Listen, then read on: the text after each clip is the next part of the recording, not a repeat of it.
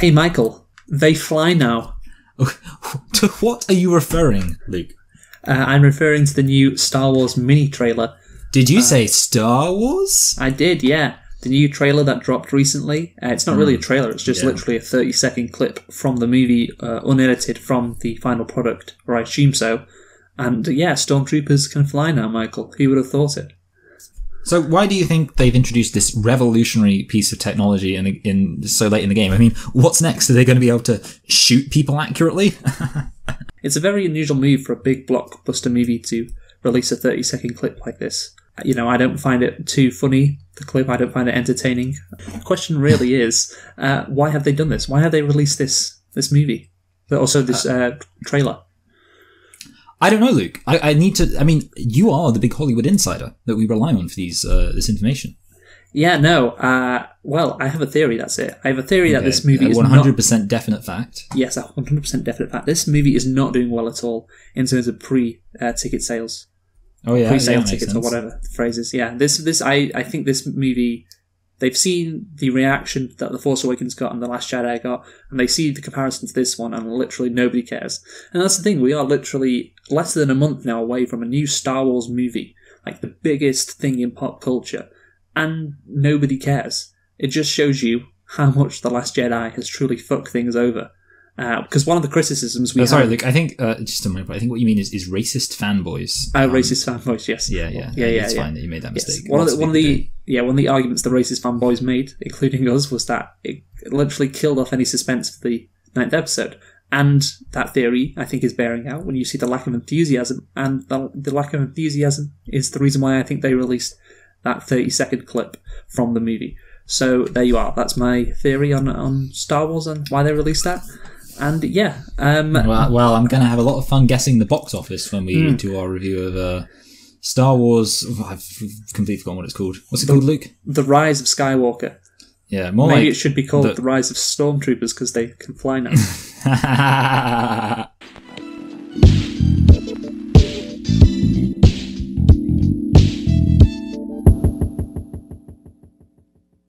Hello and welcome to Select and Reflect, the movie review podcast where we look at films from the near and distant past. We give them a couple of watches and evaluate them beyond first impressions. I'm your host Michael and I'm joined as always by my co-host Luke, and this week we are going to be watching a classic of American cinema on this most American holiday, except it won't be by the time this is uploaded, Thanksgiving, by looking at Mr. Smith Goes to Washington. Not the version edited by Homer Simpson famously and produced by Mel Gibson, but the boring one. So Luke, why don't you tell us a thing or two about Mr. Smith Goes to Washington? Sure thing, Michael. So, Mr. Smith Goes to Washington, like you said, it's a classic American film. It was released in 1939. It's an American political comedy drama film directed by Frank Capra, starring Jean Arthur and James Stewart, and featuring Claude Rains and Edward Arnold. Like I said, it was released in 1939 on October the 17th. So, yeah, just over 80 years ago. And Michael, can you guess the box office for... Sorry, not the box office. Let's do the budget first. Yeah, the budget for Mr. Smith Goes to Washington. 50... I wish I could remember what the answer was for, what was that thing we did? White Zombie, because that would be really useful right now. I feel like White Zombie, it was like relatively... I'm going to go for like $150,000. Wow, Michael. Times that by 10, what do you get? You get 1.5 million. And there you go, that's the right answer. Okay, you know what I mean, I guess that's, yeah, I mean, I went too low. I assumed that the money was worth more back then, so... Yes, 1.5 million budget, and now, can you guess the box office? No. No, I think it made quite a lot. I don't know, like, let's say 8 million? That seems like a decent amount. You know what, Michael? That is a very decent guess. The actual total is $9 million. Yay! So, yeah, well, I don't know why you're saying yay, because you didn't get it right, so you're still wrong, but no. Yeah, I know, but at least this isn't like a competition where anything I say matters. Yeah, I guess so, but yeah, you were very close, so well done. Mr. Smith Goes to Washington, by the way, just quick bit of info on this movie. It was nominated for 11 Academy Awards, and only winning one, which was Best Original Story. and is considered to be one of the greatest films of all time, and was selected by the Library of Congress for preservation in the United States National Film Registry in 1989, deeming it culturally, historically, or aesthetically significant. So, Michael, bearing all of that into consideration, did you like Mr. Smith Goes to Washington? Well, despite referring to it as the boring one, I thought it was enjoyable. I mean, yeah, it's not bad. It's not the opposite to enjoyable. I wouldn't describe it quite as the greatest film of all time, but I would say it was decent, yeah. Yeah, I mean, for 1939, maybe it was one of the greatest films of all time, considering only 6 have been made. But, that's true. One of those was White Zombie. Yeah, so I think it's not one of the greatest films of all time, but certainly it's fine. It's one of the greatest films of all fine. Yeah, that's a good way to summarize it. And obviously, it's a famous movie, so you get some enjoyment out of watching that, considering, and the fact that it's 80 years old. So yeah, there's something to that as well, I guess, if you're watching it in the present day. But yeah, it's fine. So yeah, we'll delve into more detail. But do you have any nitpicks? I actually have 4, but then 2 of them are kind of jokes. Okay, well I have 5. I have 3. So okay, I guess I'm going first. That's how it works, right? Mm-hmm. Yeah. Yeah. Anyway, so the first one. This one is really surprising to me and was quite hilarious. When Mr. Smith arrives in Washington for the first time, obviously he sees the Capitol building, and he just wanders off away from all his people trying to help him. And he's an idiot. He just takes off without saying where he's going. It's very inconsiderate of him. And just imagine your first day of being a senator, United States senator, and you just go missing. I just don't think that's very. Obviously, it's meant to show how wide-eyed he is, and how idealistic he is about Washington and the Congress and everything. But the answer, well, obviously we'll get to how he feels about that. But yeah, obviously, I don't think he should just walk off right when he's at the train station at the start. Next nitpick. I get that he's nervous in his first Senate speech, but him not being able to hold the paper up is just shocking. Like. He's not very coordinated. Just grab the top of the paper, and then you'll be fine. Don't worry about it. Well, that's the kind of useful advice that people could have used. If you would have been there, Luke, back in those days, things would have been much different. Yeah, like it's just I get what you're trying to do. Again, you're trying to show he's nervous, but come on. Anyway, my last nitpick is on me, Michael. It's on me because I think I should have done Fight Club this week, and I should have scheduled Fight Club this week and Mr. Smith Goes to Washington last week because it is Thanksgiving right now on the day we're doing this in America. And you know what tomorrow is because of that? It's Black Friday. Black Friday. And I think the most consumerist day. Yes, the most consumerist day in the whole year. And it would have been very good if we talked about Fight Club, or we even mentioned Black Friday and consumerism when talking about Fight Club. I think. Yeah, well, that's what we get for living in the UK. Yes. Where we just never hear about Black Friday at all. No, who knows what that Friday is, why it's so black. I don't even know of Black Tuesday. Remember when the markets crashed, Luke? Remember? Was that not Black Monday? I actually was thinking it might have been Black Wednesday. Shit, maybe it's definitely just Black something. In our economy, the way it's designed, we just have so many recessions it's just hard to keep count. We're going to have another one soon. It's going to be so much fun. Yeah, maybe that'll be a Friday.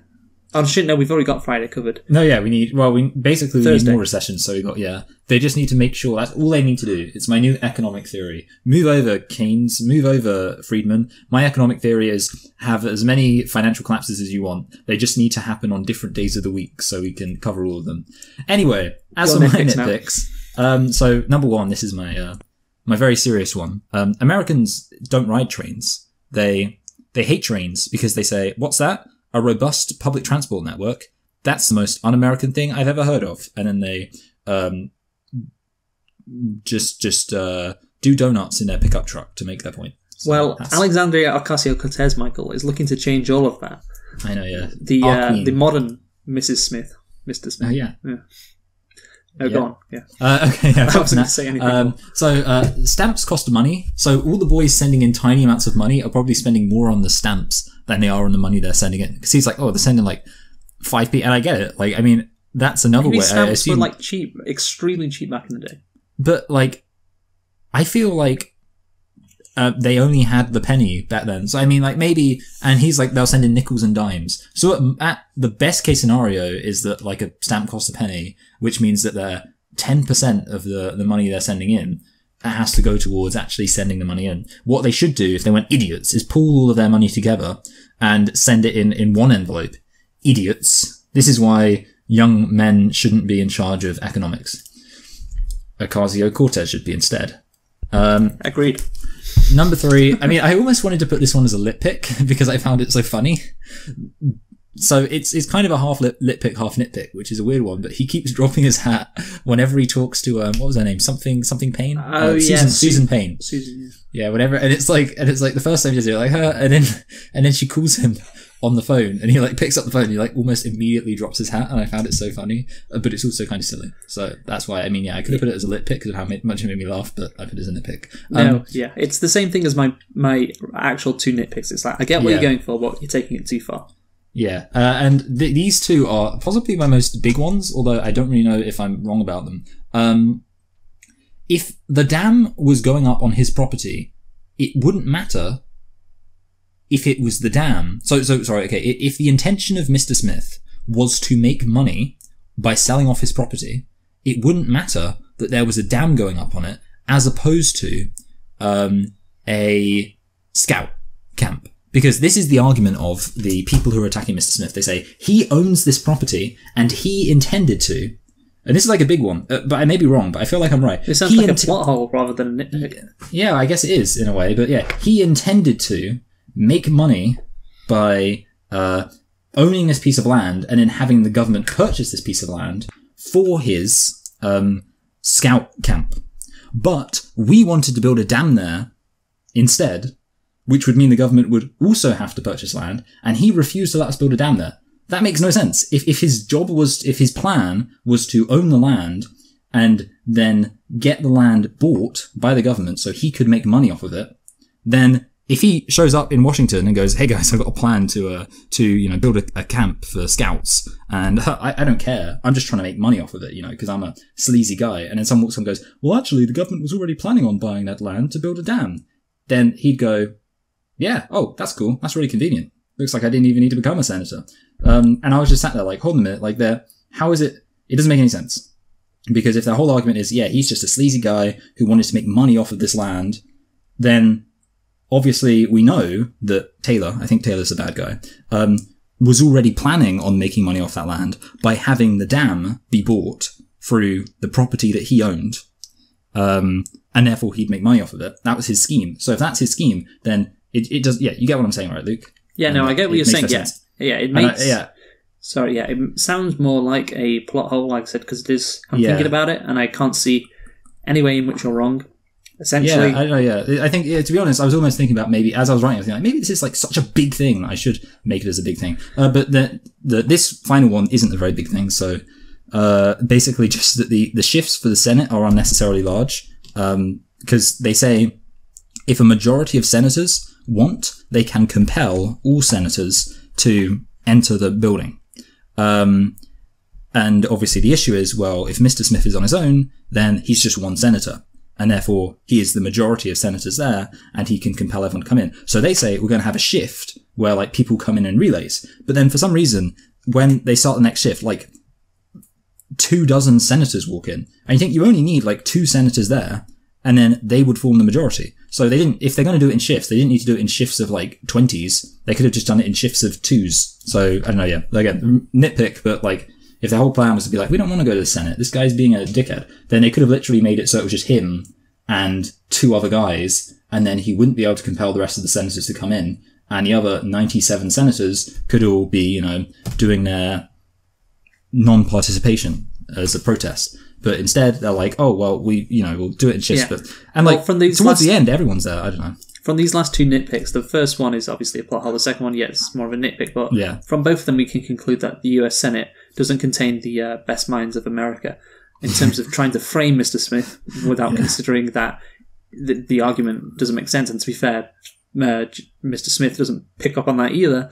He's not the he doesn't seem very smart. He's the guy who just like stares at a monument and then gets distracted and walks off. Yeah, and obviously the second one, they They don't all need to be in there, as you point out. So anyway, Michael, that is the nitpicks for Mr. Smith Goes to Washington. Let's get into the plot. So I'll just read it out first. So the film, Mr. Smith Goes to Washington, is about a newly appointed United States Senator who fights against a corrupt political system. And that's it. Oh, wow, that's great. Just sums it all up. Yeah, so basically it's not wrong. Yeah, he gets appointed by the governor because a senator from his state, and his state is never mentioned, dies. Oh, yeah. And therefore, what happens after that is he becomes a senator, learns of this plot to build a dam on land. And sorry, Michael, I hate to ask this because it may seem like I didn't watch it, but I definitely did. Okay. Do you know why the dam was so controversial? So the reason why Mr. Smith objected to the dam being built was because, I think solely because, there wasn't any environmental concerns, I don't think. The only concern, as far as I know, was that Mr. Taylor owned the land and in different parts. Yeah, and basically so in other words, he would then be, so it's a bit like, if you can imagine such a thing. I mean, this is going to be really hard to imagine, but imagine if a president constantly went to his own hotels and resorts, and that he then brought the Secret Service with him to those resorts, such that the Secret Service had to spend money at those resorts, buying places to sleep and food to eat and things like that. And that because this money went to the Secret Service, it was actually directly coming from the taxpayer. And therefore, this president, this hypothetical president, while going and staying at his own resorts, which he owned, was actually forcing state apparatus to spend money at his own resorts, thus enriching himself. If you can imagine such a thing as that, that's basically what Mr. Smith is objecting to here. So, yes. Imagine if Mr. Smith was standing up and saying, well, you're sending all of these Secret Service people to your own golf resorts, and they're having to spend all this money here. That's not very fair. Okay, and then, yes. So he's enriching himself. And I get that. And you explained that well with a nice hypothetical there relating to a particular president. But here's the thing. So Payne, who's the other senator from his state, and Taylor, they all want to keep it very hush-hush. Yeah, no pain, no gain. Yes, concerning Taylor, his purchasing of this land. But they don't... So they try to distract Senator Smith by sending him out to dinner with Payne's daughter and all of that. But I don't get why they don't just, not just continue like everything's normal. Like, oh yeah, we're building a dam here. Like, and not feign so much suspicion over it. Like, not try to keep it secretive. Because at the end of the day, like, if fucking Senator Smith isn't going to look up randomly on his own, who actually owns this land? Oh, it's a bunch of companies which don't have the same name, because obviously at the start Taylor said, he's bought the land up and it's a bunch of different names. Bunch of different folks. So unless you were doing a proper investigation, why would Senator Smith do that? You wouldn't discover it. So I don't know why everyone's so all hush-hush over the dam, like, oh, we can't let him know what's happening with the dam on the land. You could have just said when he brought up his camp, it's like, oh no, we're already building a dam on that. I'm sorry, we've already got a plan to build a dam there. Yeah, it wasn't even like he cared that much about that land. He wasn't like, well, this is the best piece of land I've ever heard of. It's like, oh, sorry, mate, you're going to have to build that somewhere else. We've spent ages doing this bill, building this dam. It's going to add a lot of jobs to the state and all of that. So, yeah, we support your idea. Just, you've got to pick a different place for it. And he'd probably be like, oh, yeah, okay, that's fine, yeah. Hold on, Luke. He would definitely say, golly gee. Don't pretend you golly gee, oh shucks, mister, I'm so sorry. I didn't realise that. You already had made plans for this land. Like, oh God, I'm so embarrassed. He's such a cuck. No, I'll tell you who's a bigger cuck, actually. The fucking governor of the state he goes to. He's such a cook, it's unreal. He lets Taylor bully him around. Then he lets his kids bully him when he gets to the dinner table. And then he's complaining to his wife, and his wife just doesn't care. She's definitely having an affair. Definitely. And then he's just like, oh, well, I don't know what to do, let's flip a coin. And he can't even do that right. So I think ultimately, the governor, I think he's up there in terms of the biggest cooks we've seen. Up there with the guy from Sleeping from Seattle. Is that what the movie's called? It's called Sleepless in Seattle. Sleepless in Seattle with the the husband of Meg Ryan, who just lets her leave him for Tom Hanks at the end of the movie. Yeah, that's a beautiful scene. Yeah, I mean, I will say, like, yes, he was very bad at flipping a coin, but I guess at least it was a little cute little scene, wasn't it? I mean, it was a cute scene, wasn't it, Luke? You know, he's like, well, should I go for this guy or should I go for this guy? And then he flips it, and it doesn't land on either side because it's propped up against a newspaper. And do you know what's written on that newspaper? What? Jeff Smith does something good because he's a real swell guy. That is story. That is storytelling right there. I know, yeah, beautiful. It's brilliant. Yeah. I mean, to be honest, you know, I liked it. I will say, actually, no, while we're on this, the pacing to him becoming a senator is breakneck speed. Oh no, Literally, I literally wrote, "There's no pussyfooting around here." It's like, I don't know, yeah. I feel like they do that a lot, like in a lot of these movies. old films. They just have to get straight to the point. No messing about. Yeah, so literally it's like, just the first thing's like, hey, did you hear Sonny? Senator's dead. Oh no, okay, better call my... And literally, like, I swear there's like a scene where it just like fades straight into like another conversation, or like mid-conversation. It lost like 4 seconds in it, switches like, oh, better call this, you better call Mr. Governor, whatever his name's about this. And it like, that's it, boom. And it's like, calling like, hey, you need to pick a new guy. Oh, like, we're going to pick a good guy. That's the biggest change right there. It really is, because in compared to modern day movies, yeah, it's like how much time they spend just at the start. It's like, here's the thing, I've got another bone to pick with this movie concerning the lack of scenes that I think they I don't know if they took out, but should have definitely been in this movie. And one of them, like you said right from the start, is the fact that this guy becomes a senator in like 5 minutes. You think that would be a big thing, you know, but literally we don't get a scene of him accepting the position of senator. The first time we see him, he's giving his acceptance speech. So I would assume the governor, who went to his house, obviously he walks in and there's a band playing, he would then go and meet him, and we'd have like a 5-minute scene of him chatting about becoming a senator, and he'd be like, oh, shucks. It's like in Game of Thrones, when every single time they're about to have in the last season, every single time they're about to have an important conversation, it cuts to the next scene. Oh, is it? Is that what it's like? Yeah. Yeah, basically when Jon Snow is about to tell his family that he is in fact a descendant of a long-lost king, he's like, I've got something to tell you. And then it just cuts to the next scene. It's brilliant. Yeah, that's very soap opera-esque, I feel. Yeah, definitely. Yeah. Now, yeah, so, well, that's the thing, you don't even get that scene, though. It's no, like, you don't.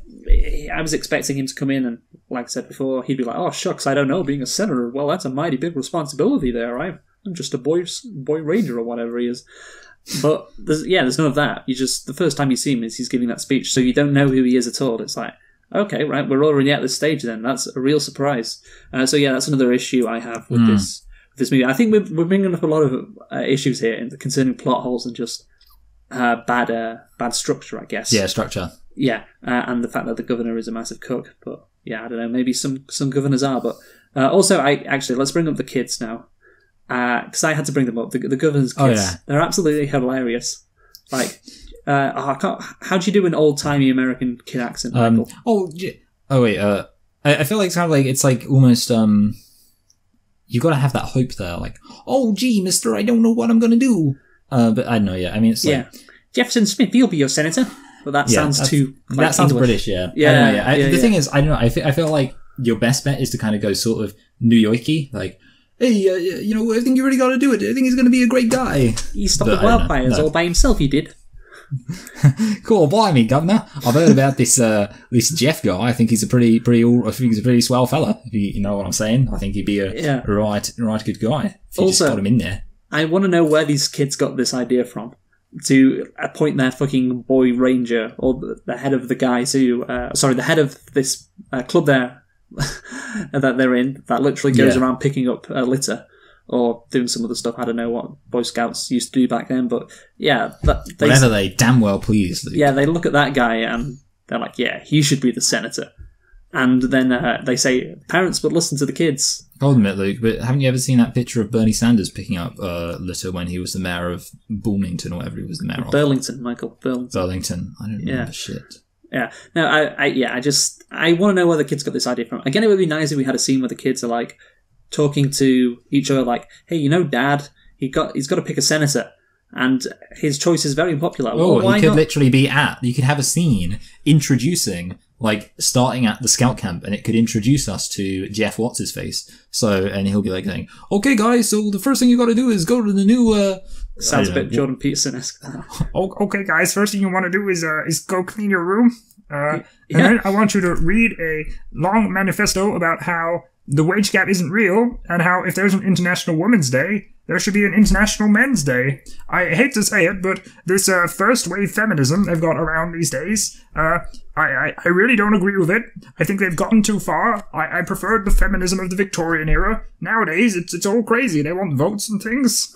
You know, actually, that's a point I was going to bring up. I don't know when, but like girls are just not mentioned in this movie. Like Senator Smith is a big thing, is about boys and helping boys become young men and all that. And he's saying when he's addressing the Senate, those boys will one day be senators. And it's like no consideration at all to females being the leaders of the future, or females doing well in the United States Senate. Or are you saying that raising the next generation of children, making sure they're well fed, making sure that if they've got any rips and tears in their clothes, those clothes need to be patched up, Luke?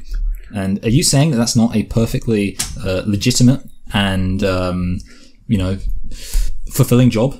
Well, I think girls could strive for better things, like Michael, like becoming a cop, say, or something like that. Yeah. Now, I just feel like, it's sexist, and you might expect that from 1939, but I was just surprised by the fact that the film didn't acknowledge that, like, there was another gender, that women existed. That's true. Well, if any of the female senators wanted some representation, they should have filibustered. Fair enough. I genuinely feel like there's almost a chance in my head, because there weren't any women senators, like, at all. I almost feel like it might be one of those things where they hadn't actually, like, basically women could not become senators at that point.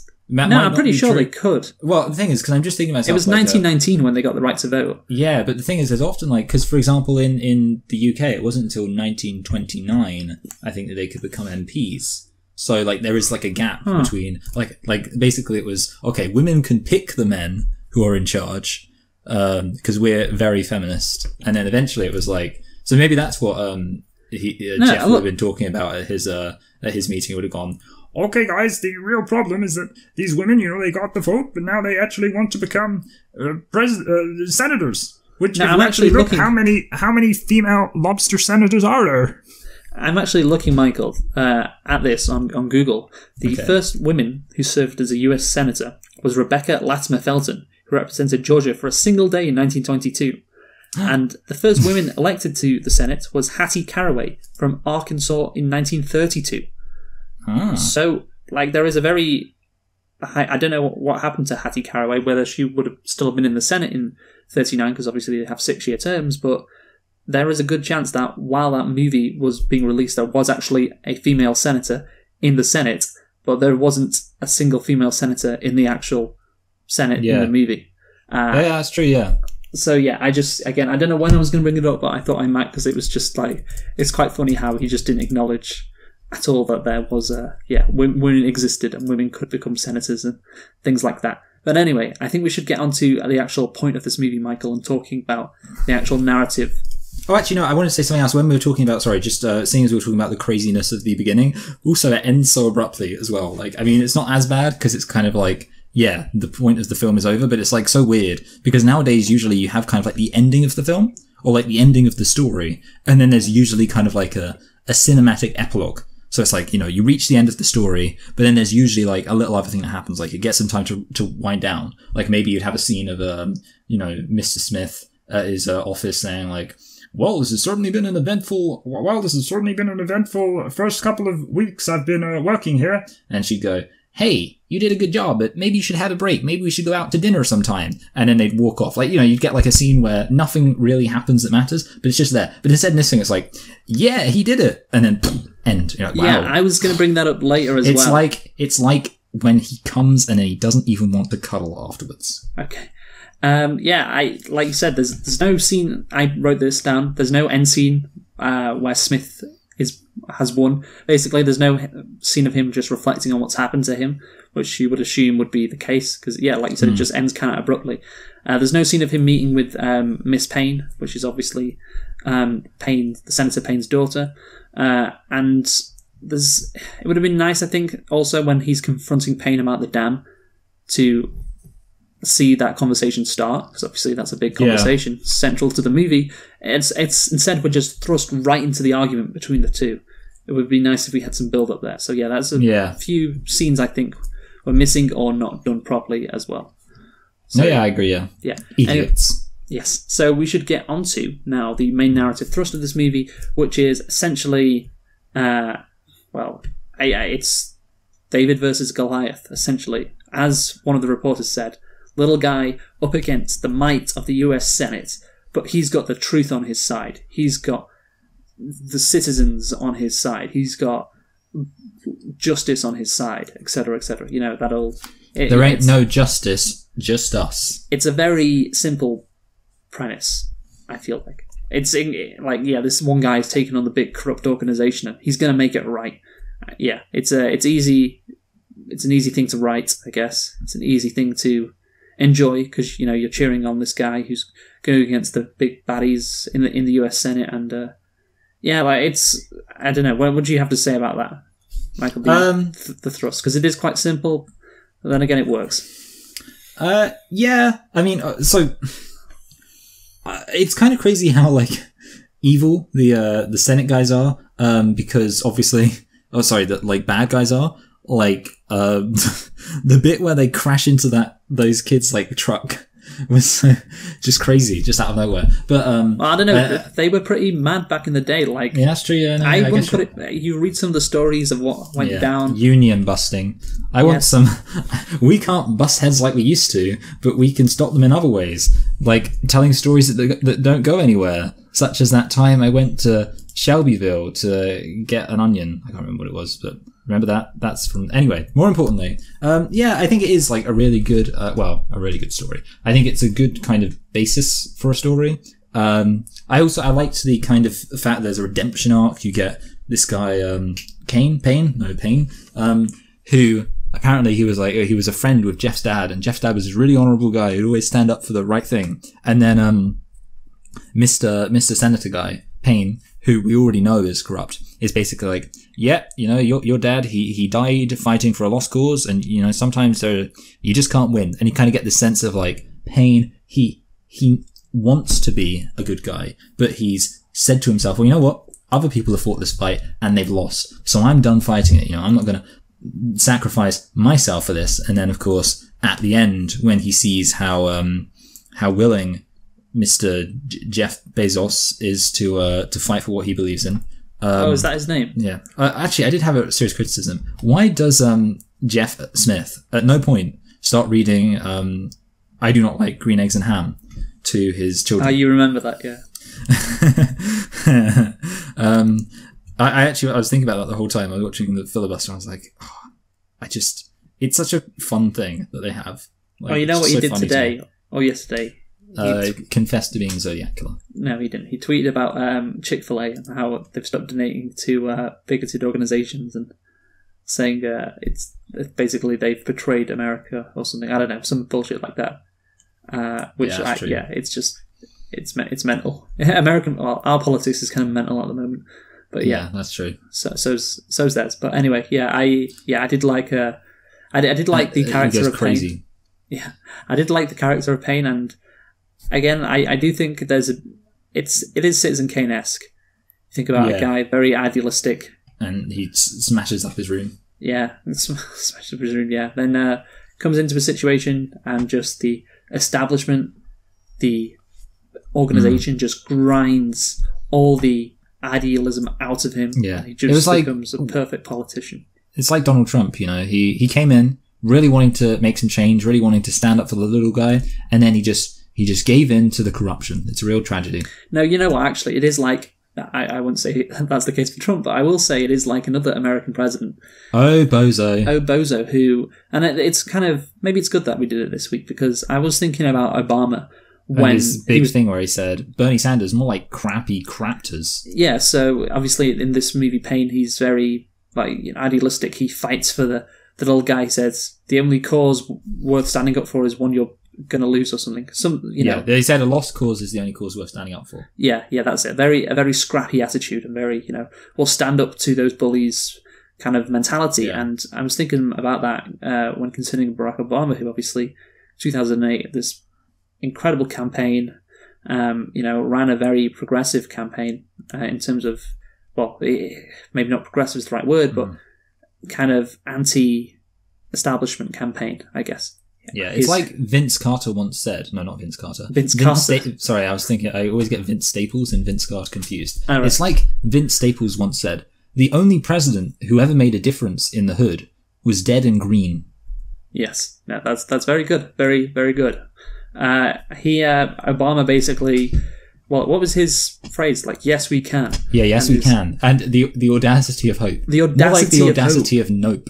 No, that is literally what when he's like nowadays, like, oh, we shouldn't go too far. Bernie Sanders is a threat to the Democratic Party. There's lots of fine people on both sides. These activists on Twitter, they go too far. Like, it's just all of that compared to his I think a great tweet was actually from Sarah Palin, which I saw this week when all this Obama stuff came up. Did she call him a traitor to the proletariat? No, she said back in 2011, like, how's all that hopey changey stuff working out for you? Which obviously it's a critique of, like, lol, you moron, you tried to do this and you couldn't get it done. But at the same time, it is like, well, yeah, he basically went from, like, hopey change, anything is possible. Yes, we can. The audacity of hope. That was his book, The Audacity of Hope. Like, as far as the most hopeful, idealistic book title you can possibly get. And then he's gone to an old curmudgeon establishment politician who is like, oh yeah, I don't want anything to go too far. I just want a person to basically follow on my legacy, not do anything too dramatic to make me look bad. And because I don't actually believe in that stuff anymore. Maybe he didn't believe it at all back in 2008. I don't know, but yeah, that's the reality of Obama, and that again can be compared to Senator Payne. I imagine it happens with quite a few politicians who go in all guns blazing, and then after time, they just get time after time.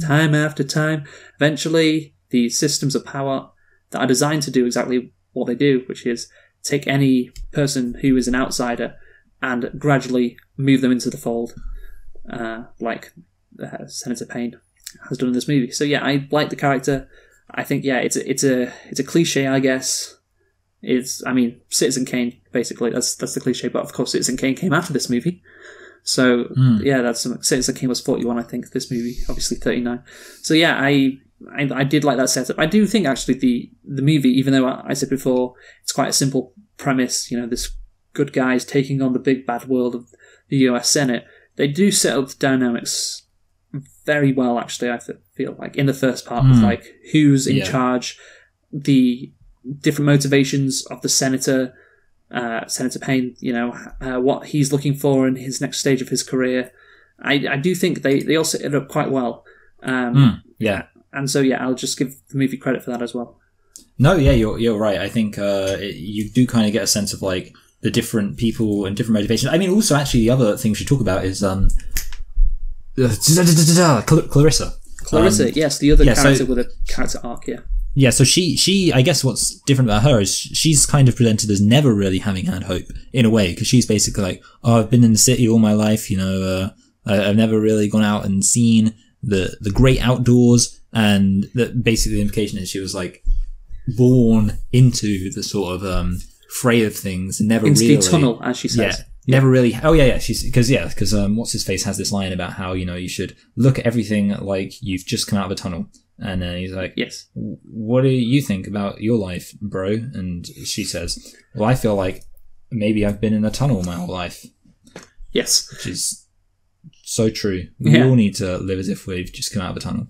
Yeah, no, I agree. I think her character arc it's very good because it's very believable how she goes from a cynic to just despair with Washington after Smith opens her eyes about what could be possible, and she's like, oh, she can't deal with it anymore. And I really do like that, and I thought the actress did a very good job of her struggle with Washington and grappling with trying to play the game, but also realizing that the guy who she's working for is actually very decent. Right, decent bloke. Yeah, right, decent bloke.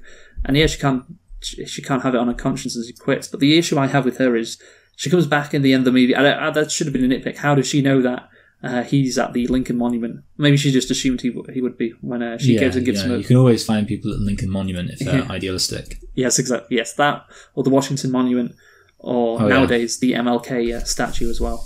One of those three things. Anyway, so yeah, basically she's just like, you gotta do it, man. You know, she gives him a pep talk about how you gotta do it for those kids.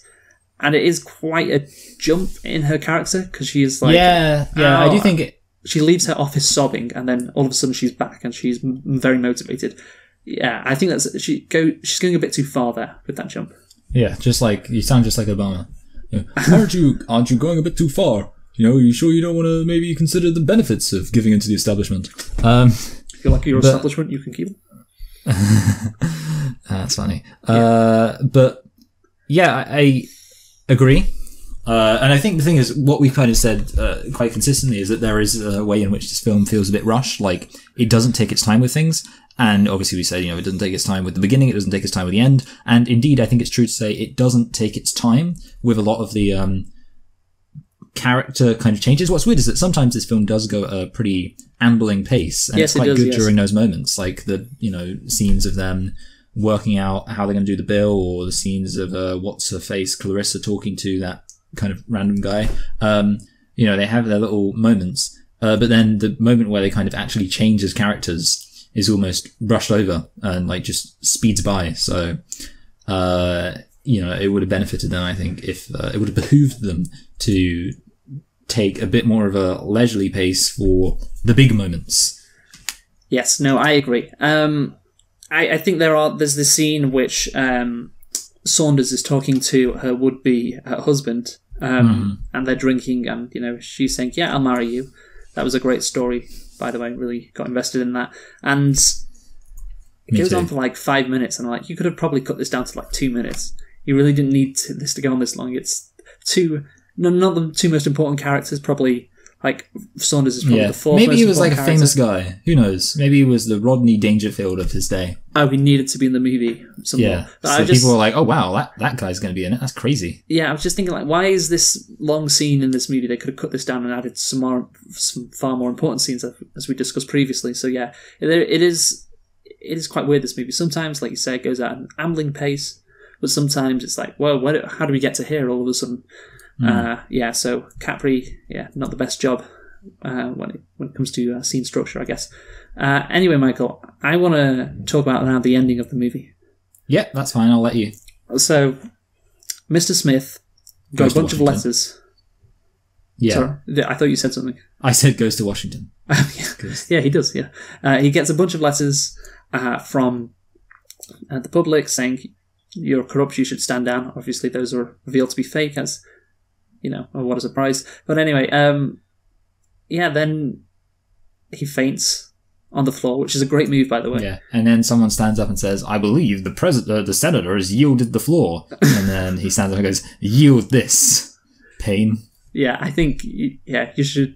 obviously, that... I remember actually watching that episode. I have that episode on DVD.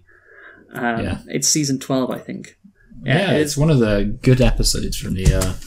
later era. Everyone likes it. After 1997, The Simpsons shit, but like those episodes from season 12, they're like really funny. Yeah, that's why we hate Entertain the Elk, because he doesn't understand. You can't just say like, here's one really bad episode. This is when X series died.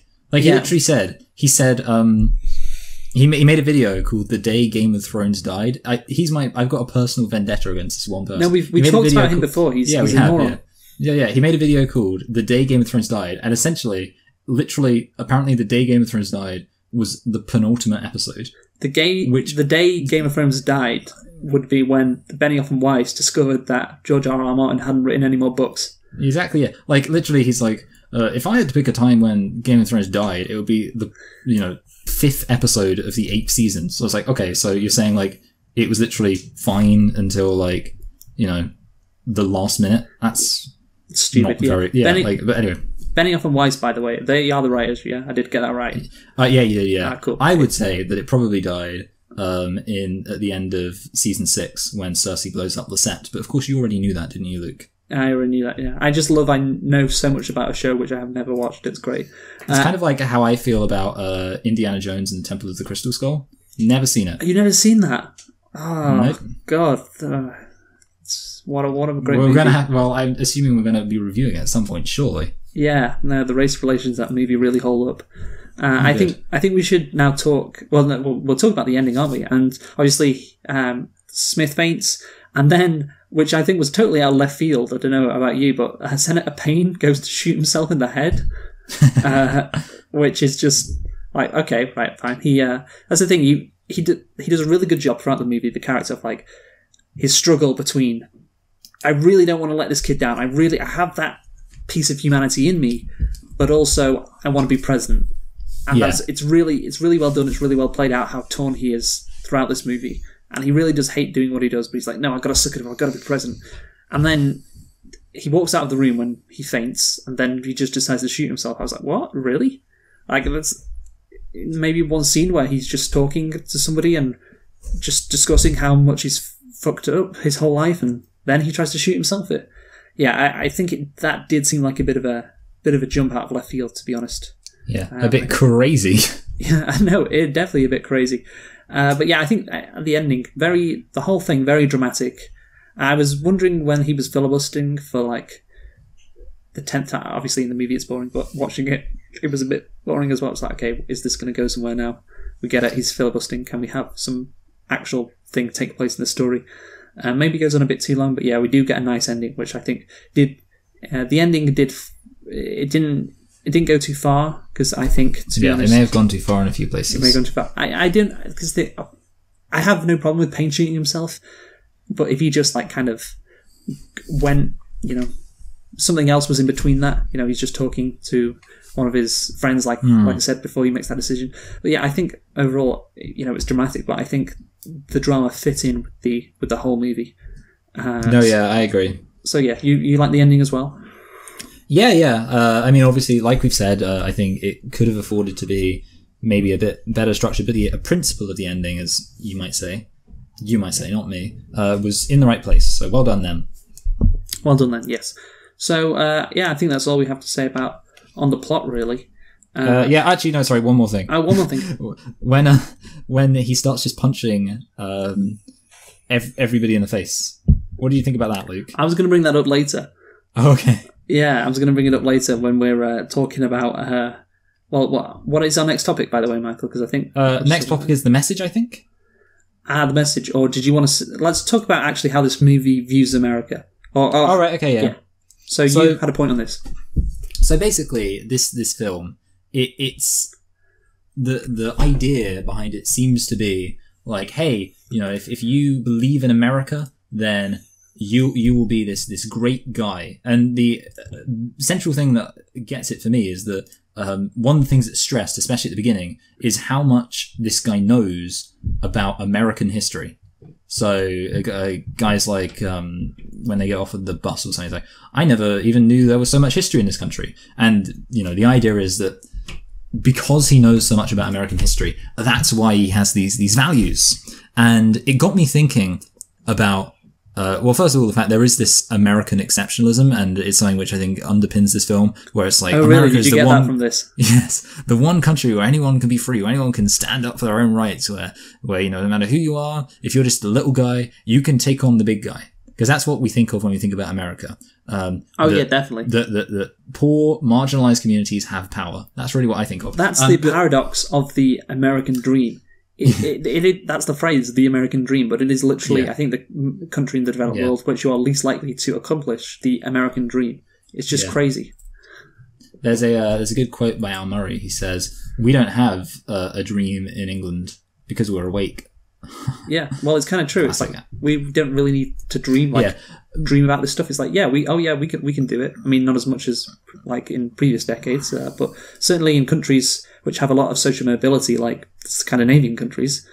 It's not a dream for them. But yeah, go on. What were you saying? The other thing I was thinking about is the political culture of America, and I was thinking about this recently because I was thinking about the Electoral College, as I spend a lot of time thinking about, and how I believe it reflects on a serious problem with the political culture of America in contrast to, say, for example, the political culture of the UK. Because I believe that actually the American political culture is one that makes people much less likely to distrust the government compared to the British political culture. Because the British political culture is essentially that things are just intrinsically shit and that the government is just a bunch of knobheads. But painstakingly throughout history, people have forced power to acquiesce some of that power. For example, everybody in Britain knows about the Magna Carta, and we know that there was this guy called King John, and he just had loads of power. And he didn't want to get rid of that power. It wasn't like he was like, oh, you know what? I really believe in freedom because I'm the government. Well, I don't think person everybody here. in this country knows that, to be honest, Michael. Yeah, well, yeah. But basically there was a war called the Barons' War. Again, people probably don't know that. But he was forced, after much fighting, to essentially give some freedom to his people. And then, you can kind of jump forward all over the place. But then, of course, you get, big one. Again, you can talk, this has happened a lot. But, for example, King Charles the First, who was a proper tyrant, who, abolished, or suspended Parliament, at a whim. In fact, that was one of the big controversies with Boris Johnson proroguing Parliament. He was like, it was like the longest Parliament had been prorogued since Charles I. And obviously Charles I was a tyrant. He was somebody, if the Parliament disagreed with him, he just got rid of them. And then, violently, there was a big civil war and King Charles was overthrown and beheaded. And then another guy called Cromwell came in, and he wasn't that much better. And then basically... Whoa, slow down there. Well, sorry, no, he was better. He was better. There's a statue of Cromwell in my town, which I live in. I am actually, I am somewhat in the pro-Cromwell side, but I'm realistic. I think, so I'm not in like Cromwell was a 17th century Hitler, which is like what a lot of Irish people believe. Idiots. Idiots. But I so I actually think Cromwell was alright. And I think, for example, that a lot of the, contemporary education about Cromwell is intentionally designed to encourage more monarchical thinking. Anyway, let's get back to comparing it to America. Yeah. But I wanted to do my final one because I think this one's a big one. Actually, no, I'll compare it to America, then I'll finish on my final one. The point being that in Britain, we understand that the people in charge are dickheads who want to hold on to power. They don't want to surrender it. You're going to have to force it out of their hands. In America, they believe that there were these really great, fantastic people called the Founding Fathers. And they owned slaves and stuff. And yeah, they didn't want women to vote. But, they, despite all that, actually, they really believed in freedom. They were just the best guys ever who wanted everyone to just have the best possible situation. So they overthrew the British government, and just because they're such swell guys, they established this great, fantastic, perfect system, which completely limits government power as much as government power could ever need to be limited. It's just, there's nothing wrong with it. They've got the Electoral College. It's just great. There's nothing bad about it at all. Yeah. Those people 250 years ago, they got democracy absolutely spot on. They got government absolutely spot on. Like, their knowledge just surpasses anyone else in human history. It was just incredible. So go exactly, on. Yeah. And that's the thing. So the American culture is essentially that they had this perfect system in the past, and the only sense in which the system now politicians ruined it. Is that it in some way deviates from what it was in the past, which basically means they have a system which really can't progress. Which doesn't work. And the other thing is, so that's number one. I think that's a problem in terms of, like, to an extent, like, limiting the actual efficacy of meaningful change. Because that's the thing, American liberalism is conservatism. Definitely. Because American liberalism, in the sense of, liberalism in terms of freedom and, like, liberal rights, is essentially saying we need to go back to the 1700s. American liberalism. Yeah, it reveres the Founding Fathers. And as you said before, what I'm going to do with my Trump voice, these guys were no angels. As he likes to say. Yeah, like you said, the Founding Fathers aren't sending their best people. No, they're not. They own slaves. Alexander Hamilton didn't want democracy at all. Let's not forget that. There's now a very popular Broadway musical about him. He called the people the Great Beast, which is just, the juxtaposition to how American liberals think of him to what he actually was is fantastic, or fantastically depressing. And essentially, this movie does what these American liberals, and to be honest, American conservatives, old school conservatives, like to do. They like to lionize the founding fathers, lionize the American government and the Constitution, even though it has a lot of problems, Michael. It has a lot of problems. Maybe the Second Amendment might be one of those big issues, which, again, 250 years ago, the situation from in terms of bearing arms is quite different to today. And obviously, as you mentioned, you brought up the Electoral College to start off with this, didn't you? Yeah. There was a great meme I saw about it was a few months ago. I might have sent it to you actually about how different the United States is to today in terms of like the like a founding father is talking to someone from the present day, and the founding father was like each senator. Oh, sorry, it's not about the Electoral College. It's about the fact that each state gets 2 Senate seats. It's like each state gets 2 Senate seats for equal representation. Blah blah blah. And it's like, okay, but what about the 37 million people who live in California and the 750,000 who live in Wyoming, and they get the same representation? And then the founding father's like, how many people live in where? Obviously, because California didn't exist back then. So yeah, that's just things change, and the founding fathers, even though this movie would like you to think so, and a lot of people still believe to this day, unfortunately, they were not gods. They did not design the perfect system or government, and that is very unfortunate that people believe that in America, and this movie believes that as well, which is a shame. Yeah, and the other thing I wanted to actually kind of bring up, which is more specifically relevant to it, and it's an example where I think the American political culture might actually lead to expressly kind of a fascistic tendency, which is that the conflation of he knows a lot about America, therefore he's like just really gunned up on freedom. And the implication on the flip side is that all these other people who, you know, don't care about freedom don't care about America. If you care about America, you care about freedom. If you know about America, you know about freedom, and obviously the reverse being true. And what concerns me about that is, and this is where I'm going to get into my other example of British conception of liberty, is that in America, essentially you can then say if you're un-American, you are anti-freedom. And of course, the flip side to that is if you are hyper-American, say hyper-nationalistic, and obviously hyper-patriotic, then you must be very pro-freedom, which of course I hate to break it to you, Luke, but a lot of the time people who are hyper-nationalist and hyper-patriotic might actually be against a lot of meaningful freedoms. But my example, which I like, is that in the UK, we had this guy we didn't like called James II. So what we decided to do is we invited the King of Holland to invade the UK and depose our crap king so he could rule instead. And we have a word for that war. Do you know what that word is, Luke? War of the Roses? No, it's not the War of the Roses. No, I know it's not. You're off, Luke. It's called the Glorious Revolution. And it was in the late 1600s, I think it was 1682, but don't hold me to that, where we basically said, hey, you know, we don't like our king, James II, so William of Orange in Netherlands, could you just, you know, invade us, please? Like Parliament said to the King of the Netherlands, could you invade us so we can get rid of our shit king and replace it with you, our good king? And that happened. And we have, of course, William III was both the King of England and the King of the Netherlands. And he married one of James II's daughters, obviously, because, you know, you don't want to go crazy. But the point being that for an American, that would be inconceivable to say. So you brought in somebody who was from a different country, who wasn't British, and they brought about freedom. If you said to an American, okay, you know what, our country needs more freedom. Let's import something from Europe. Like, hey, you know what, our country more free. I think it would be more free if every single person didn't have to worry whether or not they could afford healthcare. So let's import Scandinavian ideas about healthcare.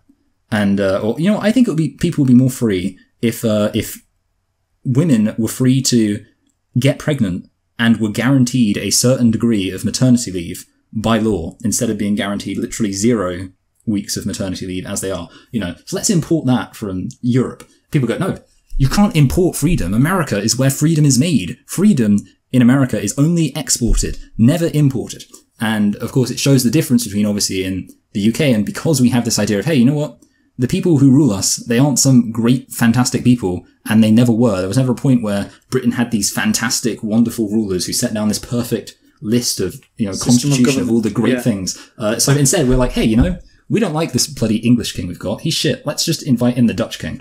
And of course, the problem then is that, and there's a famous quote, something like, if fascism ever comes to America, it will be holding a Bible and draped in an American flag. And that's true, because Americans have been conditioned to believe like, hey, the more American you are, the more free you are. So someone's like, I'm really American, and there's people out there who hate America. So I want to stop them burning the American flag. Everyone goes, yeah, freedom. And obviously the irony of that is stopping somebody burning the American flag. I said flag then, I think I said flag. I meant to say flag is obviously very anti-freedom of expression. Well, I'm an amendment to be. There's a lot of flag burners who have got too much freedom. I want to make it legal for policemen to beat them. Yeah. But basically the point I'm making is that... Because there's limits to our liberty. Yeah. Or at least I hope that they are. Because those liberal freaks go too far. They do, they always go too far. That this film, I imagine in America, is often held up as an example of, people need to see this so they can understand how important freedom is and how great America is that we have all this freedom. And of course, while I can't hold it against this film because I don't think this film was ever going to be super ultra woke or introspective, ultimately, presenting freedom in this way is ridiculous and harmful. It's a symbol of just how Americans think they are exceptional. Even though they're not. Like, all this talk about the Constitution and American freedom, it's literally a country, like, to the north of you, directly to the north of you, that has all that stuff, and had it in 1939, which is Canada. Yeah, I know. Do you want to hear Sorry, go on. My favourite example of American exceptionalism? I was talking about Germany, and somebody was saying, like, Germany has... I think maybe it was talking about how Germany had a lot of really good stuff in terms of investment in public infrastructure. Mm-hmm. Like, there was an argument about how investing in public infrastructure is good because in the long run it pays for itself. That was pretty much the argument. And somebody used Germany as an example. It was on Reddit, I think. And they, actually, because they care about these things, had some proper evidence of how German investment in infrastructure had worked. And somebody said, yes, but in America, we have a federal republic with states. So that's why it won't work. And somebody was like, you realize Germany is a federal republic with states, right? And that's the thing, like, genuinely, I think there are people out there, like, I have heard people talk about the American government, Americans talk about American government, and I think there are Americans out there, a significant proportion of Americans out there, who think that America is the only country that has a federal government. That America is the only country that has states. Yes. I mean, even in the UK, we're quasi-federalist, aren't we, with Scotland and Welsh parliaments, And there's the Russian Federation. Yes. In fact, I mean, I guess the Union of Soviet Socialist Republics was federated. Yes, kind of. Each SSR had a what's it called? A premier, maybe. Yeah, something like that. But other thing going on. Yeah, and they were completely independent of Moscow, obviously. But no, I think, too many Americans essentially, to just sum it all up, believe the myth about them being special, and they are worse off for it. Yeah, snowflakes. They get raised being told they're special all the time. Well, guess what, chumps? You're not special. You need to stop believing that you are some special princess. Yeah, it's true. And just accept that you're shit. If the anti-SJW snowflake people applied their thinking to how Americans think about America, then I think America would be a lot better place, because like we've discussed, they're all myths. So I'm sorry that we've spent so long... America is the participation trophy nation.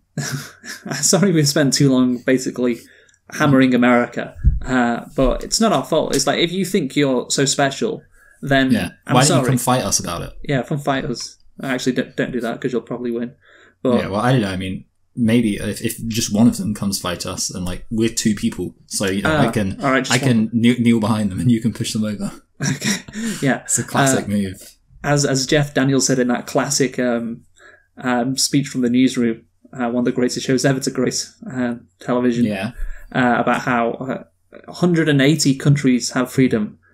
And I obviously I was being a bit sarcastic when I talked about the newsroom, how great it was. I don't think it's that good a show, in all honesty. It's rather quite bad. But I've only ever seen like clips of it end up, and it always seems like weird, like, because the newsroom, that's the one where they have the thing about the maps, right? And they're like, some maps, Mercator projection, that's bad. And then there's literally a bit where like we could flip the maps the other way around if we wanted to, and that's crazy. I think that's it. Let me check. Yeah. I'm right. Well, okay, maybe. But essentially, I've said that word so many times, but yeah. Basically, in that opening, start to the show, he says 180 countries or whatever have freedom, same level of freedom as us. And it's like, yeah, that is true. Fair play. Well done. That is completely accurate. And then he says at the end of that little speech he gives, we're not the greatest country in the world, but we sure used to be. So even then, even then when you're saying about how you're not the best country, even then you can't I do help remember, but saying, actually. call back to this imagined past where you were the greatest country on earth. Like, I know it is, down. yeah. So it's the newsroom. America is not the greatest country in the world anymore. Anymore. When was it then? They can't help themselves, Americans. Well, they really can't. I mean, obviously there was that time when Britain and France had ended slavery 30 years ago, but America ended slavery, Luke. Yeah, remember? America, they ended slavery. I mean, no other and country did that. only had to think about it. Not even that many Americans died fiercely fighting for the rights of Americans to own other people. Oh God, I think we should stop. It's not as if Britain spent huge amounts of money actually fighting the slave trade and actually made a net loss just to end the slave trade.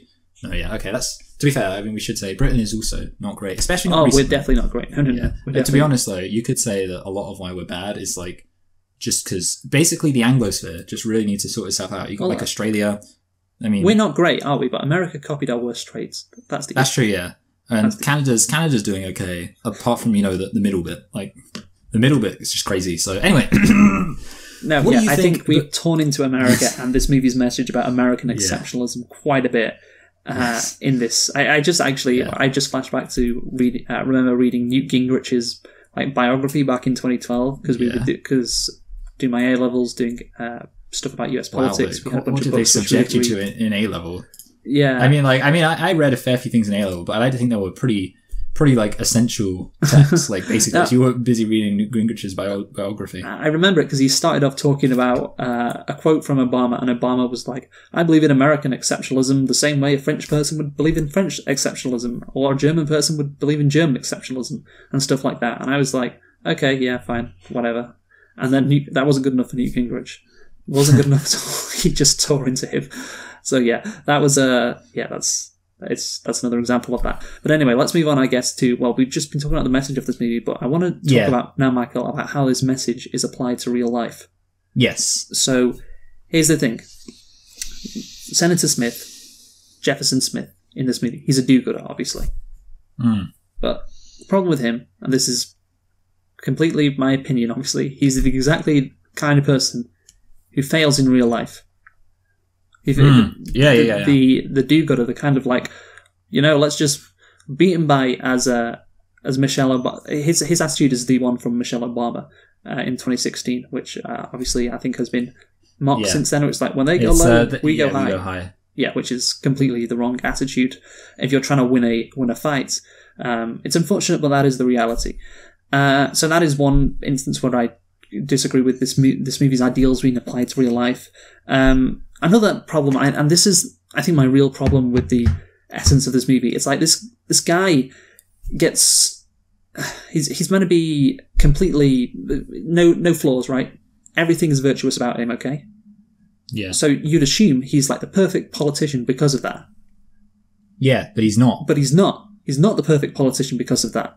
Because those virtues don't actually matter. Because what does he do? What does he want to do when he gets into the Senate? One of the most powerful people in the country. He could change the nation and make it so much better. What do you want to do? You want to set up a boys' club? Okay, it's a good idea. Let boys from inner cities have a nice summer. But I think there's a lot bigger issues than that. Namely, the treatment of African Americans at the time, for instance. And obviously that movie in 1939 ain't going to touch on that. But this is the issue I'm trying to bring up. It's like... Yeah, they did have loads of black people there, which I thought was an interesting kind of way of... They put the elephant in the room themselves. That was what was weird to me. You got not many of them. I mean, obviously you got the black people who are essentially porters at the railway, but then you get one of the kids who's helping print the papers is black, and it's okay, so you're acknowledging, right, that this guy can't marry a white person, or this person has to eat out the back of the restaurant, Because in some countries or some states, yeah. So basically, the point I'm trying to make is a person's politics matter if they're a senator, especially. But a person's politics matter when they're making decisions. It doesn't matter if he's as virtuous, if he's as, a goody two shoes. It doesn't matter if he's like the best person, the most shining example of, virtue. I guess I can't really think of another word. If he doesn't have any politics behind that, integrity. Yes, if he's the most integral person ever. If he doesn't have politics behind that, then he's just useless. The only thing he's going to do is set up a boys' club. And that's the thing. It's a kind of thing that I think a lot of people... It's like a sturdy handle for a tool that doesn't exist. Yes, okay. A lot of people in America kind of look to the, Senator Smith model as, that's who our president should be. And I think the example of someone like this who, in the Democratic primaries, can you guess who I'm thinking of? Someone who would be similar to Senator Smith? Harris? No. Okay. Yeah, Harris doesn't really play up on what I'm talking about. No, it's Mayor Pete Buttigieg. Oh, yeah, okay, yeah. I can see that, yeah. He's constantly, that's this whole thing about values and how great America is, and, he gives a lot of speeches, and Beto O'Rourke was kind of a discount version of this guy. Basically talking about how great America is and saying a lot of flowery words without actually any meaning behind it, and he's like, this guy, he's a troop. He went to Harvard, and he's incredibly smart, and he speaks so many languages. He's just so perfect to be president, and that's why I thought when watching Senator Smith, I was like, this sounds a bit like Pete Buttigieg, or look, he sounds like Pete Buttigieg, and I'd like to see Mr. Yang goes to Washington. That'd be great. I'd love to do a parody of that. Mr. Yang goes to Washington. That'd be funny. If you're like, I'll give you all $1,000 if you let me set up this park for boys. They're like, okay, got to get me my Yang bucks. Good. So I love the phrase Yang bucks. That's who I compare Senator Smith to, I thought. And here's the thing: I want to talk about something else, and this is involving Pete Buttigieg, I guess, but it involves many other politicians. So obviously, this movie came out in 1939. And many of the politicians there, it's meant to reflect reality, I guess. And it shows many of the politicians there are corrupt and kind of outwardly corrupt. They kind of don't try to hide their personality, and the press accepts this, and the press is, full of people who aren't very virtuous either. Don't believe really in the journalism and all the ideals that go with that. And I was wondering, because this isn't the case anymore. And I think what happened was, I'll explain right now. What happened was TV came in. So TV comes in the 1950s in America. And now suddenly politicians are on TV a lot more. They become more like celebrities, rather. Yeah. And of course, JFK was one of the people who I'm thinking of when I talk about that. And then when it comes to celebrities, it becomes more about personality. And what do Americans like in terms of their politicians when it comes to personality? People who speak like Senator Smith. From Washington. And that's what you see a hell of a lot of politicians now pretend to be Mr. Smith. Because here's the thing, when I'm thinking of him getting mocked by the media and mocked by fellow politicians for being like the shucks kind of guy. But nowadays, politicians are celebrated for being like that shucks kind of guy. Like that, he's just a normal guy from a normal background. And nobody from the media, no politician would dare mock them from that, because that's how they all act nowadays. And I think, everybody basically pretends to be Senator Smith, but they're really all the other senators, in terms of how politicians act, in modern times. And again, who am I thinking of when I'm thinking of people pretending to be like Senator Smith, but actually acting, cynically like all the other politicians, including Bozo, Bozo, or Mayor Pete. Again, I'm thinking of that guy. He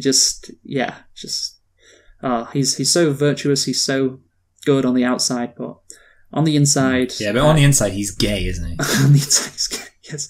Now, on the inside, he's obviously, you just need to look up some of the stuff he has done in this campaign and in his previous life, and some of the stuff he has said to realize, he ain't a good guy. He's no angel. Rather like the founding fathers themselves. So maybe. Yeah, Pete Buttigieg. The only slaves he owns are his, science and sexual. So maybe it all makes sense.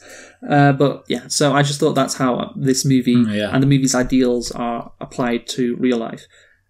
Essentially, Michael, if you want people, and here's the thing, you can't rely on people look at Mr. Smith and say, "Oh, all politicians should be like that." But this guy seems like he's 1 in a million. Like, so how often can you find a politician who is a 1 in a million? Like, most people are not like that. I'm going to guess you can find them approximately one time out of a million. That makes sense, doesn't it? Maybe in America it's 1 in 100 million. Maybe that would be better. So instead of relying on these great... Yeah, to be fair, otherwise there'd be 300,000 of these guys just knocking around. That's more than the capacity of the Senate. Oh, sorry, not 300. Not 300. Just 300. Yeah, just 300. That's less impressive. Still more than the Senate. Yeah. Yes. Yeah, so... Well, I've always thought... to be fair, I've always said, like, we have 65 million people in this country, and there's only, like, 3 or 4 major party leaders, which is, like, a fraction of a percentage. And you think you get the best of the best, and it's like, most of the time I'm thinking to myself, I could answer these questions better than these guys. So basically, we're not getting the best. We're not getting the best, but that's okay, Michael, because you're probably not going to get the best, so you shouldn't expect that. So the real message of this movie should have been that this guy, Senator Smith, he's impotent. One person can't change the system. What actually changes the system is a mass movement of people, a mass movement of organised people, all campaigning for a particular issue, holding politicians to account, so they don't have to rely on this saintly figure who can do no wrong. That's a sustainable way to get good results in things like the Senate. So yeah, that's what the message of the movie should be. Obviously, they're not going to do that, but yeah, that's what I would have done, Michael. So here's the thing. And you would have been right. Yeah. I've just realised what we've done. We kind of praised the movie, but just ripped apart its actual message and its actual essence, I guess, and how it's applied to real life. Because I do think people still watch this movie and they think, oh yeah, that's how it should be. And I hope anybody who thought that we've convinced them. Yeah. See, here's the thought. But number one, I don't think there is a British equivalent to this film. I don't think there's a... definitely not. There is. We talked about it for reasons before. The closest thing there is to a British equivalent to this film, I just thought what it is. In a way, like the closest I can think of would be something like Darkest Hour.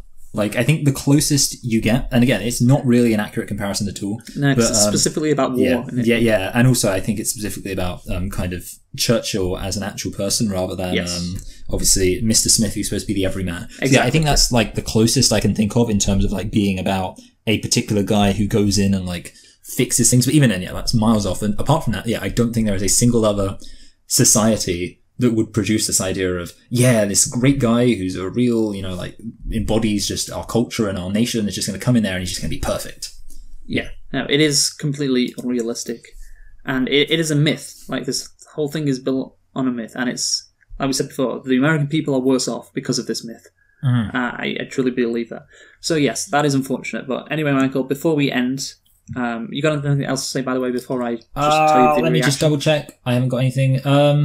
No. So I'm just going to end by talking about the reaction to this movie, which I just found funny. So here we go. This is from Wikipedia. So, Mr. Smith Goes to Washington was attacked by the Washington press and politicians in the United States Congress as anti-American and pro-communist for its portrayal of corruption in the American government, which is just astounding, really. Like, how can you say it's pro-communist when he's literally talking about how great America is, how great this country is? That's unbelievable. Like, he's saying, the message is, this country is great, the government's great, it's the politicians that are letting us down with all this corruption. Yeah. That's crazy. While Kappa claims in his autobiography that some senators walked out of the premiere, contemporary press accounts are unclear about whether this occurred or not, or whether senators yelled back at the screen during the film. It is known that Alben W. Barkley, a Democrat and the Senate Majority Leader, called the film silly and stupid and said it makes the Senate look like a bunch of crooks. He also remarked that the film was a grotesque distortion of the Senate, as grotesque as anything ever seen. Imagine, this is funny, imagine the Vice President of the United States winking at a pretty girl in the gallery in order to encourage a filibuster. Barkley thought the film showed the Senate as the biggest aggregation of nincompoops on record. I like how he picks that out, like the Vice President winking at a girl, and not like the corruption going on with the bribes and so on and so forth. Anyway, Pete Harrison, a respected journalist and publisher of the motion picture trade journal, Harrison Reports, suggested that the Senate pass a bill allowing theatre owners to refuse to show films that, were not in the best interest of our country. Wow. Land of the free. Land of the free, yeah. That did not happen, but one of the ways that some senators attempted to retaliate for the damage they felt the film had done to the reputation of their institution was by pushing the passage of the nearly anti-block booking bill, which eventually led to the breakup of the studio-owned theatre chain in the 1940s. Columbia responded by distributing a program which put forward the film's patriotism and support of democracy and publicised the film's many positive reviews. So that's great. To show everybody you're not corrupt, show everybody you're not pieces of shit by retaliating, by breaking up studio and theatre chains. Wow. Wonderful stuff. Tell you what, if that didn't cause a communist revolution, nothing will. No, I know. That's wow. Way to govern. Way to govern, guys. But yeah, no. Again, like, just that's what politicians are like. That's what people are like. You know, you should not expect people to be as virtuous as this guy, Mr. Smith, because they're not. What you need is a system of government that works, and like I said before, a mass organisation of people pressuring politicians to make sure they don't fuck up or make the wrong decision. That's what really works. But anyway, Michael, I think we're done now. Do you want to conclude now? Because I've talked for a bit. So you go ahead. Yeah. I think essentially you can break this film down into three things. I don't think it's particularly artistic, for example. I don't think that's really a thing to think about. But three things, one of which is positive, two of which are negative. The bare bones of the story is nice and it's charming. There is something which you can allow yourself to be led by the idealism of this film and the message of this film. And there are some genuinely interesting character arcs for the people who change with relation to the central conflict of the film. And ultimately, the success of the hero is satisfying and feels earned. Having said that, the flip side is that there are problems mostly with the pacing.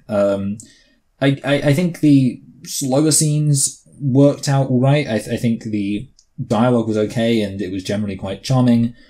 But having said that, it's a 2-hour-long film, so the slower scenes that didn't necessarily achieve much ultimately took away from the scenes that could have actually made this film feel, number one, just a bit more normal, like having a slightly less rushed beginning and ending, and number two, more impactful when it came to the big character changes, which you don't really get a proper impression of, such as the big change of Mr. Payne. And then, of course, the flip side is, or let's say flip side, the third point would be the theme and kind of the American exceptionalism, which is insufferable and annoying and still present to this day, which ultimately seems kind of silly. I think the one saving grace of this film is you can watch this film and put out of your head for a minute the fact there are still actually Americans who believe this and just think, yeah, America in the 30s. Yeah, I can imagine them believing that, thinking that they're like the best country ever because, the rest of the world's so foreign to them. They don't have the internet. They don't have to travel very much. They're not very close to the rest of the world. I mean, they've got Canada to north, Mexico to south, but they can't travel around Europe in the way that kind of a British person might, which would give them perspective. They don't have a huge global empire that would give them some sense of perspective. They're just a small little country with a nice little story of how they were founded. And, back in the 30s, you would just expect people to believe this stuff. So if you just ignore the fact that there are still Americans today, in fact, the vast majority of Americans today, who seem to believe something pretty much equivalent to the image of America presented in this film, then you can just say, it's charming. And I think that is another thing which needs to be borne in mind, I don't know, that this is from the 30s, and while I don't think you can just say, it's from the past, so it's great, I think there is something nice and sentimental about the fact this film is quite old, which I think, again, applies to the film, for example, White Zombie, but I think in practice, when you ignore all of that, this film is better than White Zombie, and I'm going to put it above another film about a brave person from the 30s, actually the 40s, but that ruins it, who stood up to evil. Captain America, the first Avenger. I'm going to put this above that. And I'm going to put it below South Park. I mean, I don't know. So I can't really compare this to South Park because they are very different films. But I guess I would say, I was thinking to myself that I was going to give this film a 6, but when I looked at all the 6s, all the things that I'd rated a 6 had something significant like going on. I could be like, something there. Like Coming to America and Predator and all these things I've got here, or A Quiet Place, they've got a real thing there. Whereas Mr. Smith Goes to Washington is just a nice film, but it's not special. So Yeah, you're saying it's kind of vacuous. Appropriately, not appropriately at all. Number 69 in my rankings. Okay. Anyway, so I'm going to review, or going to conclude on Mr. Smith Goes to Washington. So I will disagree with you a bit. I think I'm going to give it a 6, by the way. I just decided. So I'm only mentioning that at the start because you said you couldn't. Because I'm going to give it props for the character of... No, actually, you know what? No, sorry. I am giving it a 6. Right. Basically, I've put it on right... So it's the film below it is a 5. So I could technically put it either way. But it's technically my lowest 6. So there we go. I have given it a 6. I am being that nice. I like the character of Senator Payne and his his struggle that he had to deal with. I thought that was very well done. I like that. And obviously, it's a very simple story. I was thinking when I was watching this movie that this could be a movie for kids to watch. Just explain the dynamics that go on inside Congress and the Senate and so on. And just cut out the last 10 minutes when he actually succeeds. Just cut that bit out and then just show him this movie and be like, this is how it is. That is true, actually. Yeah, there is some educational value. No, I did think that. When that lady was explaining how a bill passes, I was like, I could have learned this in A-level. This would have been good. But yeah, I guess... But having said that, there is the episode where Krusty becomes a congressman and it shows a equally accurate but more cynical presentation. Okay, fair enough. So bad points though. The movie just seemed to have some scenes missing, does have some plot holes as well. And overall, I think the message is one which, I don't agree with at all. The American exceptionalism, it's not something I agree with either. And I think how this movie basically has been not directly used in real life, but the Mr. Smith, the everyday man who just wants to, have an American government which has values and so on. It's complete bullshit, and as I've explained, basically why you shouldn't why it's a bad idea to have somebody like Senator Smith, or rely on somebody like Senator Smith to run for president or to be your senator, is because they could end up exactly like how Senator Payne ended up. So the movie kind of gives an argument against itself there with how Senator Payne ended up. But no, Senator Jefferson Smith is just too virtuous and too moral for that ever to happen. But obviously, that ain't really the case, really. That is a bit unrealistic. So, I don't agree with the actual message of the film. The actual substance of the film, I didn't agree with. I think, like I said, it's that kind of attitude has made the American situation worse for themselves, believing in myths and stuff about the founding fathers. More like believing in Smiths. And exceptionalism. But again, the movie, it's fine. I think we said it at the beginning, it's just fine. Yeah, it's kind of enjoyable. So, and I don't think the message is made in bad faith either. So I'm not going to really hammer it for the message. So 6 out of 10 for me for Mr. Smith Goes to Washington. It's beautiful, Luke. And what are we doing next week, Michael? Thank you for sharing with us.